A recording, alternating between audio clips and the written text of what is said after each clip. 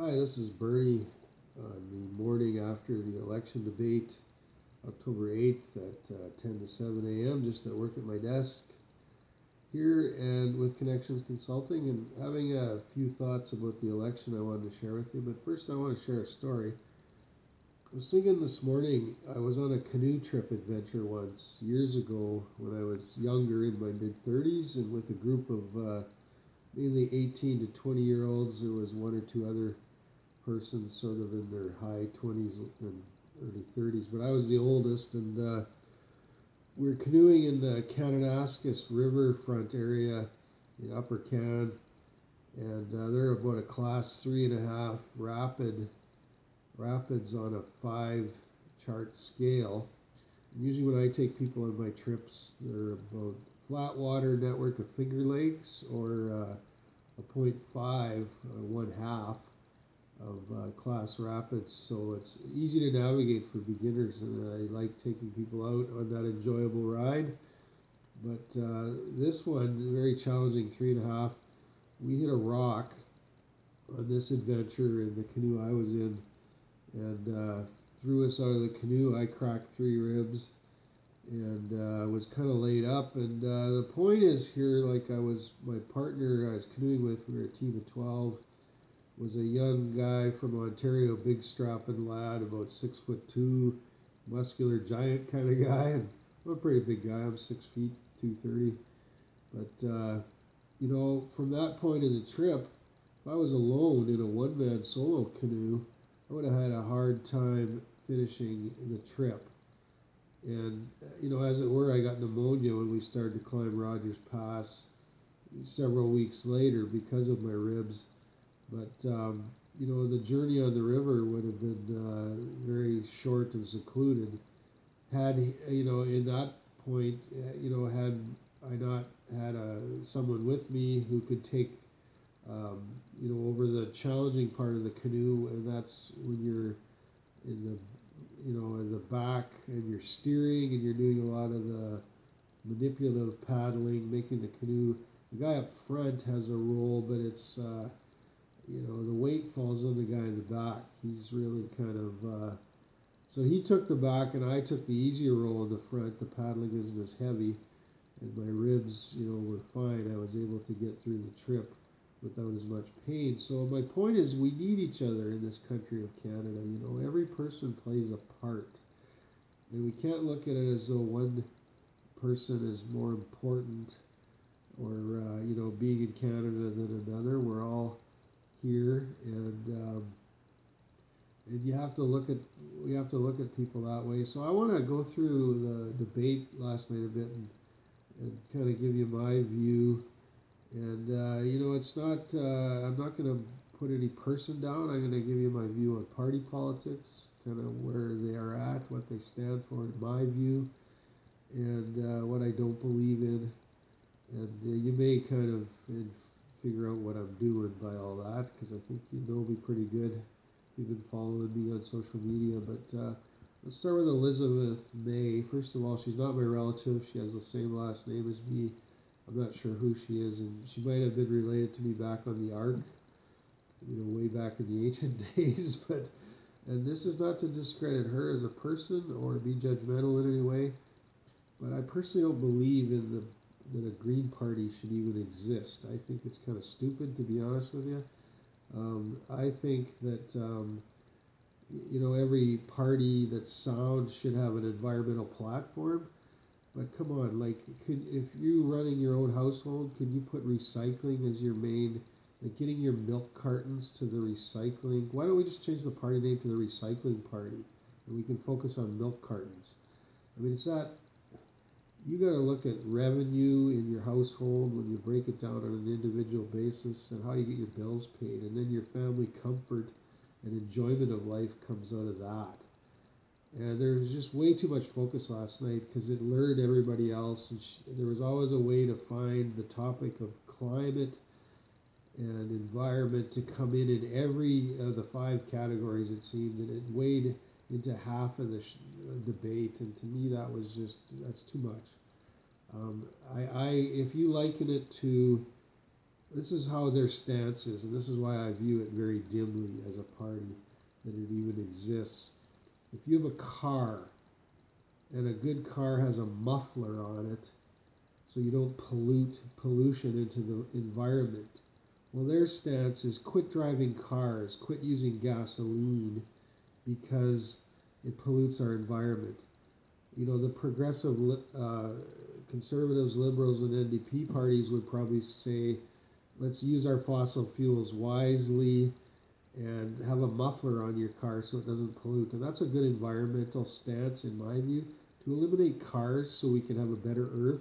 What are we going to do? Go back and live in grass huts and go back to the Stone Ages and build campfires in front of our hut to cook our food on? I mean, I think it's just ridiculous. To say there's a climate crisis coming, and that's the total focus, it's just wrong. So NDP and liberals and conservatives kind of go on that platform as just a balance between wise use of environmental resources, protecting our environment. You know, when you look at polluters and, hitting climate change ratios and quotients to meet United Nations standards and all that in the world, but yet, wise stances on jobs for secure families and that kind of stuff. I'm a bit disappointed. The topics were based on a quotient of 8,000 Canadians surveyed, that Canadians didn't want to hear more about family and just protecting family. We are a disjointed society. There's a lot more single people than there used to be, but there's nuclear family. People bond together in groups and, roommates and things. And, you got to have family. It's important. Keeping family together, wise judge of that. Even in our, you can't discredit single people, but I think anything that enhances family and people bonding together, that's a unique thing. And, the Bloc Québécois, they might have a hard time. When you're an individual party trying to rule over a nation, when there's parties that run all the provinces, like the three main ones, it's challenging. And the stance they have, and this is what I quote to you, they prefer to think of Quebec as a nation and not a province, and that's wrong. It is a province. The Constitution has never been changed, and until that happens, you can't think of yourself as separate and equal. You're part of something. They are a province. I'm a Canadian and an Albertan both. And I don't pit one against the other. It's unity. So, we may have a stance in Alberta on something as an individual person that belongs in Alberta and Canada as a citizen. You might have a view, but you don't, oppose it. You don't alter Canada because you're a better Albertan than a Canadian. You're both. And I think Quebec has to look at that. And the Parti Québécois may be challenged because you can't have your cake and eat it too, right? Can't put the icing on and eat the icing off, and then the cake and still have a cake. So when you're thinking that Alberta, you want all the transfer, revenue from the taxes and stuff, yet you don't want a pipeline to go through Quebec because you want to preserve your environment. Those are two very opposing views. You have to look at alternative resource revenue, way to ship things, and you have to. So they're going to have a challenge in my view. Nothing against the leader there. He was very astute and talked with some, he postured himself well and all that. So, but just the party politics I don't agree with there or believe in. And the People's Party, well, that guy, Bernier, he talks a good talk, but again, when you're an individual location party and you're competing with people that stretch across the nation, it's a bit hard to rise up as a leader. And he might be more hairspray than it's real clout. He seemed to get a lot of, this is just my view based on the responses he got from the other political leaders. They were really opposed to how he handled himself professionally in treating people. And You gotta be astute and be professional and handle yourself well and with kindness and respect to other people in truth and justice.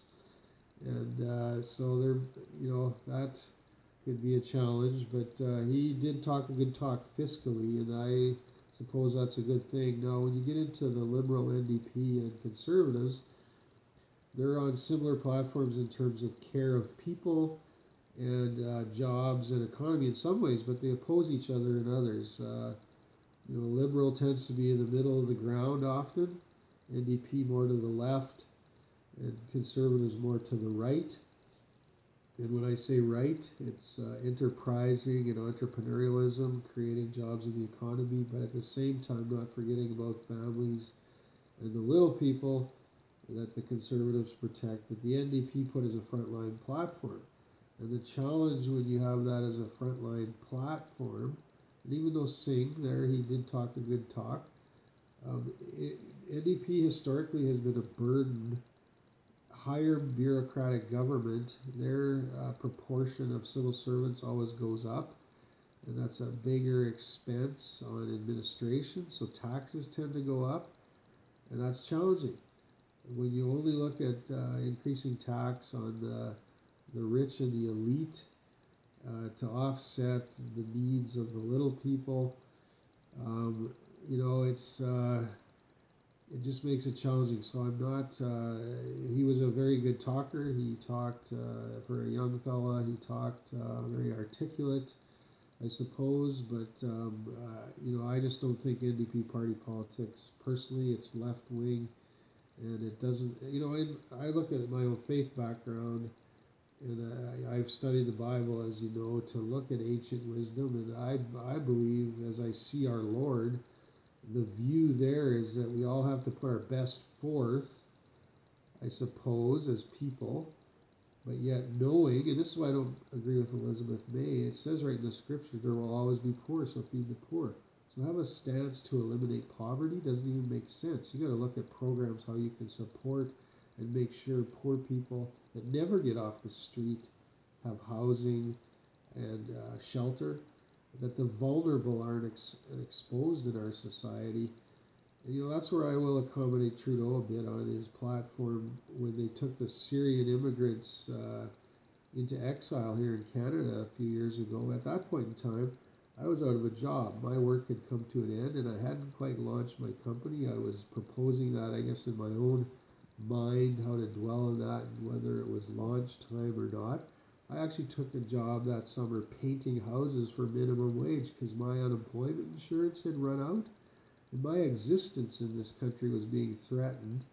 At the meantime, we brought in 50,000 immigrants from Syria, gave them 2-year income guarantees as well as all the training they could afford to give them to get life skills and so forth to start in our country and have an entrepreneurial, enterprising start. Well, I don't discredit Trudeau in that in some ways because this is where I want to, look at the progressive conservative side of things. I appreciate the leader, Andrew Scheer, there, that he said they're going to withdraw from a lot of humanitarian aid in the world. And I think if it's being mismanaged, that is astute.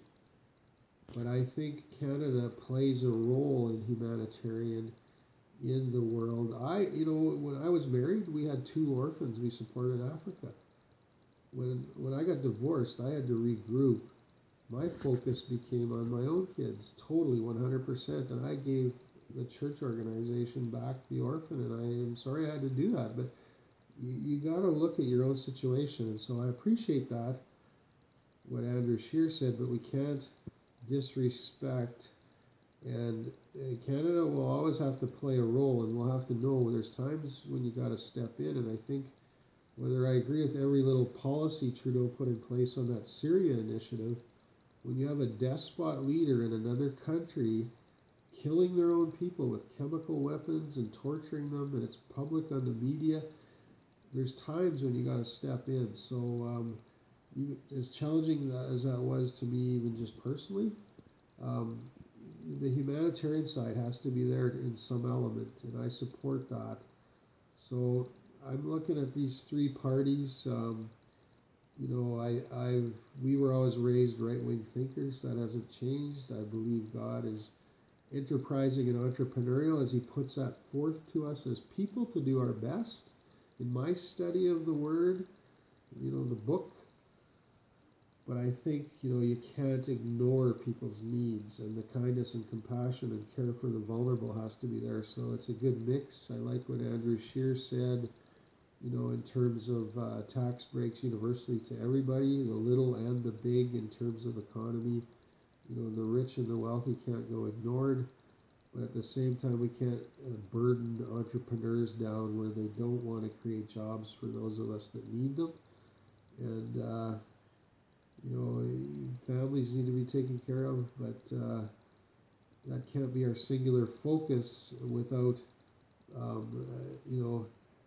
I need to go to the dentist and have work and all that, and that's great. There's programs, but, the most important thing is having revenue coming in for people. So I like what I heard, and, I just want to say, we have a lot of opportunity in Canada. I want you to think of me and what I'm saying here today as not necessarily, you get out and vote, and you have the right to vote as a citizen. You vote for whoever you want, whoever your view lines up with. I'm telling you my critique of all the parties, and I tend to lean more to the right wing as I was brought up. We didn't talk a lot of politics or religion in the workplace because you're supposed to be working. I mean, the odd time you might talk about rarity on a coffee break with a fellow employee, or the odd time after hours with a customer. But sometimes we didn't even talk about sports or arts and entertainment. It was like we were working, and if it was slow, we'd go find something else to do. Some job that piled up that wasn't right in our face, like customers walking in the door. So when you get into some of these issues, we don't want to blow it in this country. We have a lot of opportunity here, and even some of the controversy, I think, Singh mentioned, some of the, how he felt discriminated against with, and they wear their turban, I guess there's another name for that, I forget what that is, but, and it's partly cultural and a religious symbol, but I guess as a Christian, I could wear a cross, and a married person could wear a wedding ring, and there's symbols, but sometimes safety is a concern. And like I know years ago there was, and this Bill 21 came out, so no matter what you look like, you won't be discriminated against, and everybody has opportunity for work, but there's safety factors and stuff too, and I there's some jobs, like, it doesn't matter what your symbols are. You take your wedding ring off and your chain around your neck, your cross or whatever, and you put it in a drawer because you throw your coveralls on and you get to work, and the last thing you need to be doing is climbing up a ladder or jumping off a truck box after you roll up a tarp and you tear your finger off because your ring got caught on a nail. Well, there's safety, and it's professionalism, it's a bunch of things. They got to look at this stuff with common sense. When they rule out people for doing things based on their outer garb wear and how they do stuff, there's professionalism and it's ethics and things, but it's not always discrimination, and we can't tout it that way. I know I saw a Sikh man riding a motorcycle here a couple months ago this summer up by McKnight and 52nd Street, and he had a blue turban on. And well, in Canada, we have laws that say you got to wear a helmet with your motorcycle for safety. I mean, there's maybe one or two states in America where you don't have to. You can just wear a ball cap or nothing or whatever. But so either he didn't know that, or he was choosing to not take off his religious headgear and put the helmet on. I don't know. I just noticed this. And, we have laws that are different. Sometimes you see an American license plate car doing a U-turn at a stop sign or a set of lights. Well, in Canada, you can't make a U-turn unless it's an unmarked intersection. Well, people don't always know the law. But there's safety, and we got to look at how we implement things. It can't get in the way of doing a good job for the revenue you're creating in the economy of your, not only for the economy, but for your own family. So I hope our leaders look at these things with common sense and not get into all these bills, where it's unfairness, because it is no. It's like years ago when the first Sikh individual challenged the RCMP because he wanted to wear his turban.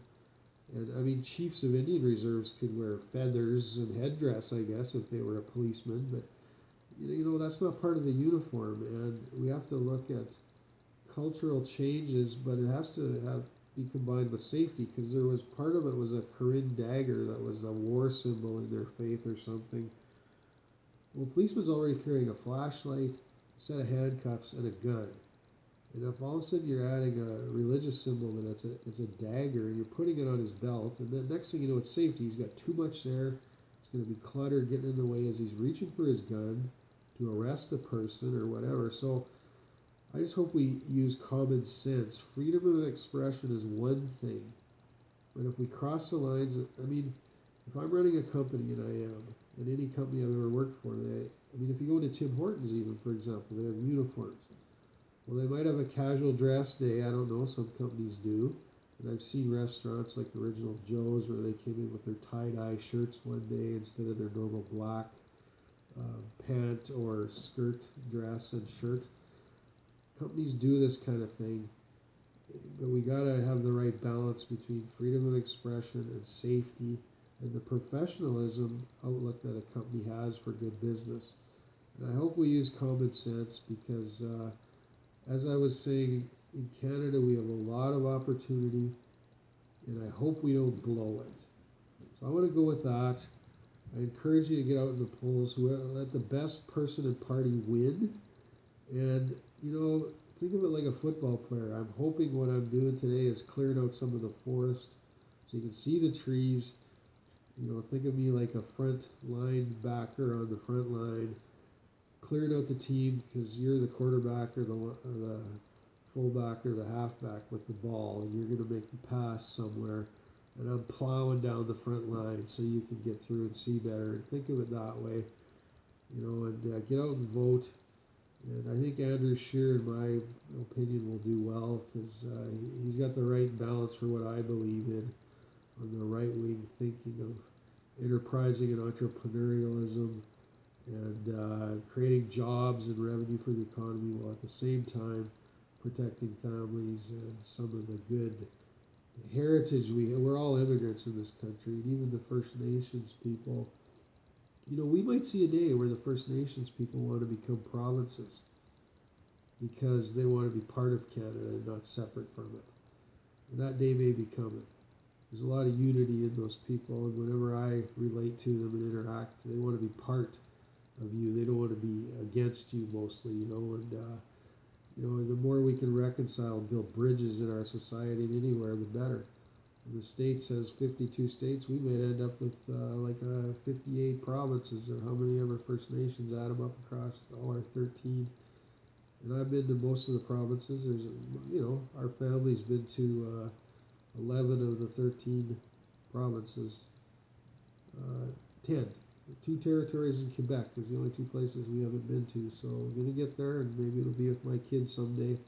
My kids are they live in California. I'm here in Alberta, Canada. And they're both dual American Canadian, and I'm Canadian. I'm 5th generation, so they're 6th. So maybe we'll get there, and I would like to touch point into Quebec and Nunavut and the other territory, Yukon, that we haven't been to yet. So God bless you, and we'll see you soon in the marketplace. I look forward to it. Bernie May, Connections Consulting, here at work at 10 to 7 at my desk the morning after the election debate. It was very interesting hearing what everybody had to say. And, Elizabeth May, I'm not on you. That's your party you're running, and you do it with zeal and passion. And I just don't agree with the party platform, but that's me. Enterprising entrepreneurialism, protect the environment, and have humanitarian.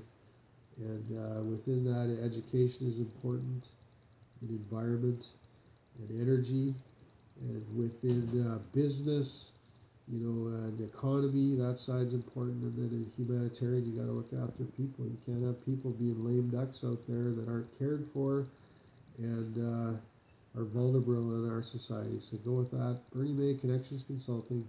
Look me up on the web, wconnectionscon.ca. Thank you very much.